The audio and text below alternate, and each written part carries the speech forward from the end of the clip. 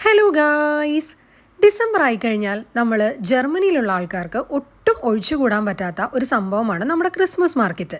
അങ്ങനെ ഞാനും ശ്രീയും കൂടെ ഇന്ന് വൈകിട്ട് കാണാൻ ഇറങ്ങിയത് ഇവിടുത്തെ ഏറ്റവും ഫേമസ് ആയിട്ടുള്ള കൊളോൺ ക്രിസ്മസ് മാർക്കറ്റ്. വിന്റർ തുടങ്ങിക്കഴിഞ്ഞാൽ ഒരു നവംബർ അവസാനത്തോടു കൂടി തന്നെ ഒട്ടുമിക്ക സിറ്റികളിലും ക്രിസ്മസ് മാർക്കറ്റ് ഉണ്ടാവും കേട്ടോ. ഇത്തവണ ഞാനിപ്പോൾ വിസിറ്റ് ചെയ്യുന്നതിൽ രണ്ടാമത്തെ ക്രിസ്മസ് മാർക്കറ്റാണ് കേട്ടോ, കൊളോൺ ക്രിസ്മസ് മാർക്കറ്റ്. കഴിഞ്ഞ വർഷം നമ്മൾ പാഡർബോൺ ക്രിസ്മസ് മാർക്കറ്റും അതുപോലെ തന്നെ എസ്സൻലെയും മ്യൂൻസ്റ്റർലെയും ക്രിസ്മസ് മാർക്കറ്റും ഒക്കെ വിസിറ്റ് ചെയ്തിട്ടുണ്ടായിരുന്നു കേട്ടോ. പക്ഷെ അതിനെയൊക്കെ അപേക്ഷിച്ച് നോക്കുമ്പോൾ കൊളോൺ ക്രിസ്മസ് മാർക്കറ്റ് ഭയങ്കര വലുതാണ്. കൊളോൺ ക്രിസ്മസ് മാർക്കറ്റിൽ ഒരുപാട് ഷോപ്പുകൾ ഉണ്ട് കേട്ടോ. പക്ഷെ അത് മാത്രമല്ല, എല്ലാ സാധനങ്ങൾക്കും അത്യാവശ്യം നല്ല റേറ്റ് തന്നെയാണ് ക്രിസ്മസ് മാർക്കറ്റിൽ വരിക. ഇവിടെ വൈകിട്ട് ഒരു 4 മണിയായപ്പോൾ ഞങ്ങൾ എത്തിയതാണ് കേട്ടോ. അപ്പത്തൊട്ട് തുടങ്ങിയ തിരക്കാണ്. എന്തോരം ആൾക്കാരാണെന്നറിയോ ഈ ക്രിസ്മസ് മാർക്കറ്റ് വിസിറ്റ് ചെയ്യാനായിട്ട് ഈ ഡിസംബർ ടൈമിൽ ഇവിടെ വരുന്നത്.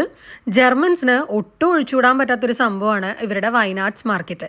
ഈ കാണുന്നത് നമ്മുടെ കൊളോൺ പള്ളിയാണ് കേട്ടോ. 600 വർഷത്തിന് മുകളിലായിട്ട് ഇത് സ്റ്റിൽ കൺസ്ട്രക്ഷനിൽ തന്നെയാണ്.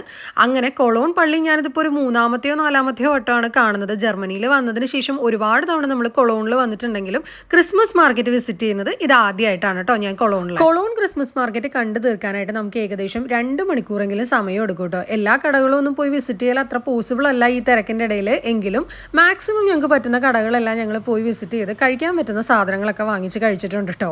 ഇതുപോലത്തെ ഷോ പീസസിനും കാര്യങ്ങൾക്കൊക്കെ അത്യാവശ്യം നല്ല എക്സ്പെൻസ് ആയിരുന്നേ. സ്റ്റാറുകൾക്ക് പോലും 15-12 യൂറോ ആ റേഞ്ചിലൊക്കെയാണ് എമൗണ്ട് വന്നുകൊണ്ടിരുന്നത്.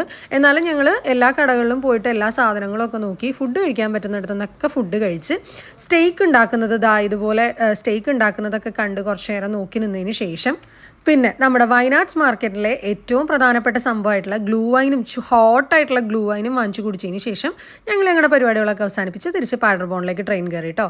അപ്പോൾ അടുത്തൊരു വീഡിയോ ആയിട്ട് കാണുമ്പോഴേക്കും tata bye bye, see you guys.